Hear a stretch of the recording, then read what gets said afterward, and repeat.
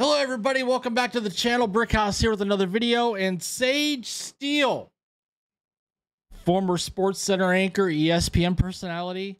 Now she has her own podcast on Bill Maher's network. You know, Bill Maher had a network. Not to mention the fact that her first interview was with Dana White, who she accidentally called Joe Rogan. Easy mistake. They're both bald. I get it.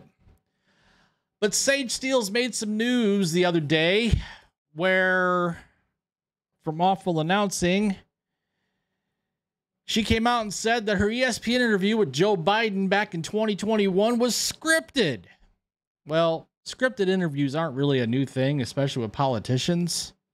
A lot of times politicians will get the questions beforehand so they don't have any surprises or they make any missteps, because you know in the political world you make a misstep and your poll numbers tank and you never recover.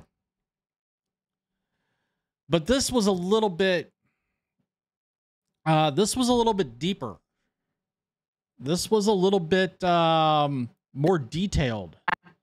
In fact, I'm going to play for you here a wonderful day in sports. What Sage had to say. Opening day for America's national pastimes. This was about 2 months after he took office. That was an interesting experience in its own right because it was so structured, and I was told, you will say every word that we write out. You will not deviate from the script and go to the word. Like, every single question was scripted, gone over dozens of times by many executives, editors and executives. Absolutely. I was on script and was told not to deviate. It was very much, this is what you will ask, this is how you will say it. No follow-ups. No follow-ups. Next. I knew that this was a lot bigger than just the wonderful editors that I worked with. This went up to the fourth floor, as we said, that we're all the bosses, the top executives, the decision makers are the president of our company, the CEO, where they all work. So this was scripted down to every last minute detail. Well, I can believe it, being that it was a Joe Biden interview, because Joe probably didn't understand half of what she was saying. And heaven forbid Joe does a little freestyling and, you know, answers questions that he isn't prepared for. So not a surprise. Not a surprise at all that it was scripted. But then when this revelation comes about, you have this. Keith Olbermann.